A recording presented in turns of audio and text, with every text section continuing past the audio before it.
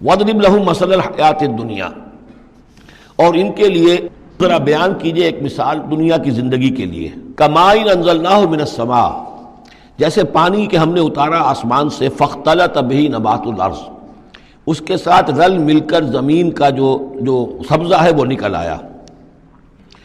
فَأَصْبَحَ هَشِيمًا تَذْرُوهُ الرِّيَاحُ، اب یہ ایک لمبی بات ہے جسے مختصر کیا گیا کہ پھر کچھ عرصے کے بعد وہ سبزہ جو ہے وہ زرد پڑ جاتا ہے، پھر دھوپ کے اندر سوکھ کر پیلا ہو گیا، پھر چورا چورا ہو گیا، پھر وہ چٹیل زمین کی زمین رہ گئی. تو زندگی کا یوں سمجھیے کہ جیسے فصل لے لیجئے، کھیت کے اندر آپ نے بیج ڈالے ہیں، ہل چلایا ہے، پانی دیا ہے، اب فصل ہے، لہرا رہی ہے، ہریاول ہے، بڑا دل خوشکن منظر ہے. کچھ دنوں کے بعد اسی فصل کے اوپر جو زردی آ جاتی ہے، پھر وہ پک گئی ہے، اس کے بعد وہ کٹ جاتی ہے، کٹنے کے بعد پھر وہی منظر وہی ہے، وہی ویران منظر ہے. اور کہیں کہیں جو ہے وہ جو بھی توڑی کے تن کے کچھ پڑے ہوئے ہیں. اللہ اللہ خیر صلی اللہ. یہ جو سائیکل ہے، یہ پلانٹ لائف کی سائیکل ہے، 3 مہینے کی ہے، 4 کی ہے، 6 کی ہے، 7 کی ہے، یہی ہے نا. لیکن یہی سائیکل ایک بڑے پیمانے پر انسانی زندگی کی ہے. ایک بچہ پیدا ہوا، اس وقت جو ہے بڑی خوشیاں منائی گئیں، پھر وہ بڑا جوان ہوا، قوی ہوا، طاقت والا ہوا، پھر اس کے اوپر ادھیڑ ابھر آ گئی، بال میں سفیدی آ گئی، چہرے پر جو ہے وہ جھریاں پڑنی شروع ہوئیں. اس کے بعد پھر اس پر موت وارد ہوئی، پھر اسے قبر میں اتار دیا گیا. وہ مٹی سے تھا اور مٹی میں جا کر مل گیا. ایک ہی سپین ایک چل رہا ہے، سائیکل چل رہا ہے.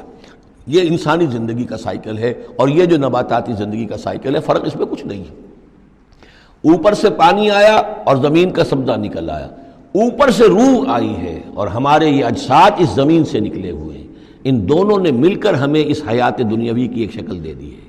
روح اوپر سے آئی ہے، زمینی شے نہیں ہے. بولے روح من امر ربی، اور یہ کہ زمینی طور پر جو بھی کچھ ہے، جو نظام ہے یہاں کا، اس میں یہ ہمارا جسم بنتا ہے اپنے ماؤں کے پیٹوں میں، اور پھر یہ روح کے ساتھ مل کر اس دنیا کی زندگی کے اندر ایک جو ہے ایک وقفہ امتحان جو ہے اس کو بسر کر رہا ہے. وَاضْرِبْ لَهُم مَثَلَ الْحَيَاةِ الدُّنْيَا، ان کے لیے دنیا کی زندگی کی مثال بھی بیان کیجئے. کَمَاءٍ أَنزَلْنَاهُ مِنَ السَّمَاءِ، جیسے کہ پانی جو ہم نے اتارا آسمان سے. فَاخْتَلَطَ بِهِ نَبَاتُ الْأَرْضِ، تو پھر اس کے ساتھ سبزہ جو ہے زمین کا رل مل کر نکل آیا. فَأَصْبَحَ هَشِيمًا، پھر وہ ہو گیا چورا چورا. تَذْرُوهُ الرِّيَاحُ، کہ جنہیں ہوائیں لیے اڑتی ہیں، اڑتی پھر رہی ہیں. وَكَانَ اللَّهُ عَلَىٰ كُلِّ شَيْءٍ مُقْتَدِرًا، اور یہ اللہ تعالیٰ جو ہے ہر شے پر قادر ہے. اس کے لیے جیسے یہ سائیکل چل رہا ہے تمہارا نباتاتی، ایسے ہی حیواناتی ہے، ایسا ہی تمہارا انسانی زندگی کا ہے.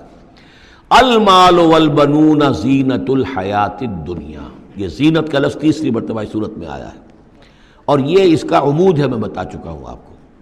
انا جعلنا ما علی الارض زینۃ لہا لنبلوہم ایہم احسن عملا.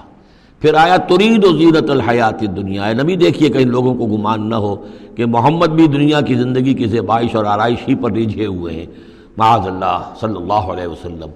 اب یہاں فرمایا یہ دنیا کی زندگی جو تمہاری ہے، اس میں اولاد اور مال یہ تمہارے لیے زیبائش ہے، آرائش ہے، لیکن کتنی دیر کی؟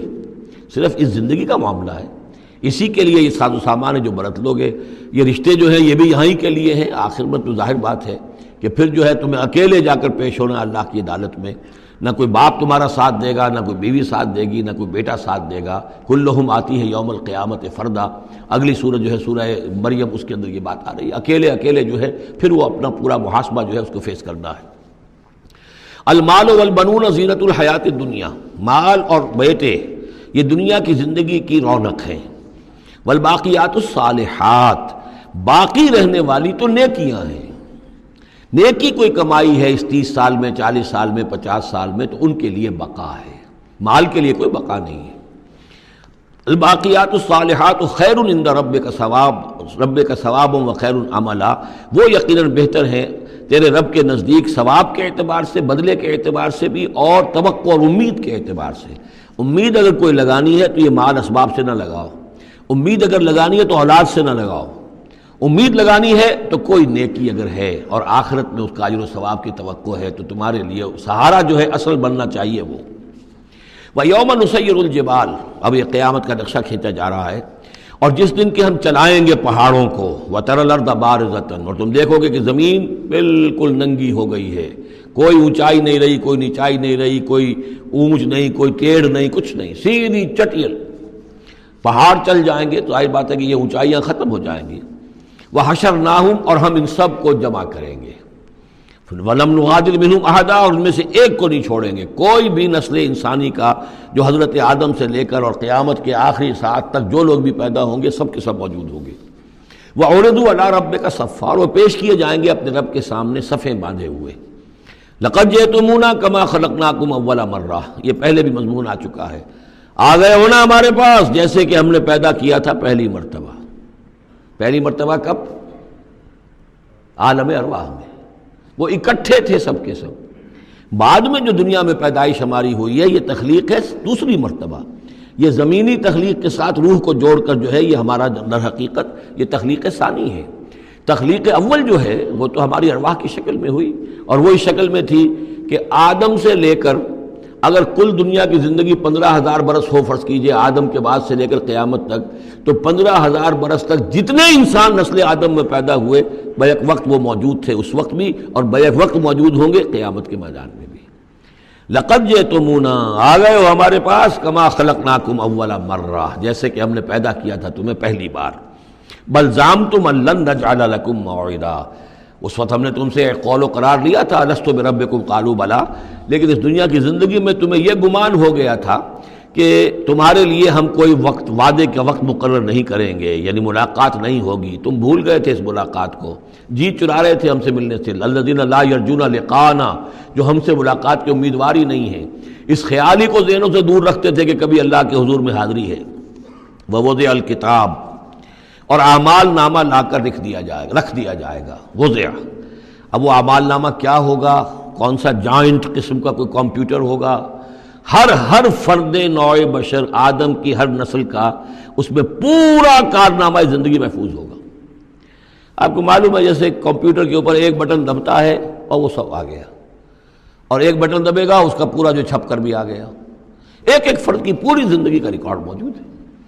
جیسا کہ میں نے کئی بار عرض کیا، ان چیزوں کا ماننا اب جتنا آسان ہو گیا ہے، آج سے 100 برس پہلے ماننا اتنا آسان نہیں تھا۔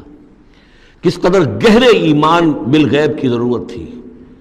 آج تو یہ چیزیں ہمارے حساب کتاب میں آ رہی ہیں، چھوٹے چھوٹے سے بٹن کی طرح کا تو ٹیپ ریکارڈر ہوتا ہے کہ آپ سے ملنے کے لیے کوئی آیا ہے آپ کو پتہ ہی نہیں، اور اس کا جو بٹن ہے، جو کوڈ کا آپ بٹن سمجھ رہے وہ ٹیپ ریکارڈر ہے، وہ آپ کے ساتھ جو گفتگو ہو رہی ریکارڈ ہو رہی ہے، آپ کو پتہ ہی نہیں۔ جو صورتحال یہ ہو چکی ہے، ذرا لگائیے کہیں پر اور آپ کو معلوم ہوگا کہ آپ کی ساری گفتگو سن لیجیے آپ۔ تو یہ ساری ریکارڈنگ کے ہر چیز محفوظ ہو رہی ہے، اعمال نامے میں ہر شے موجود ہے۔ ووضع الکتاب، اور وہ لا کر اعمال نامہ رکھ دیا جائے گا، کہیں سے وہ کمپیوٹر شاید کس جگہ پر ہے، اور وہاں سے وہ انسٹال جو ہے وہاں سے لا کر میدان حشر میں ٹکایا جائے گا۔ ووضع الکتاب فتر المجرمین مشفقین مما فیہ، تم دیکھو گے اب مجرموں کو ڈر رہے ہوں گے، کانپ رہے ہوں گے کہ اس میں کیا کچھ ہے۔ وَيَقُولُونَ، اور وہ کہتے ہوں گے، یا ویلتنا، ہائے ہماری شامت، ما لہذا الکتاب، یہ کیسا اعمال نامہ ہے، لا یغادر صغیرۃ ولا کبیرۃ، اس نے تو کسی چھوٹی سی چھوٹی بات کو نہیں چھوڑا، نہ کسی بڑی بات کو چھوڑا، الا احصاھا، مگر یہ کہ اس کو محفوظ رکھا ہوا ہے۔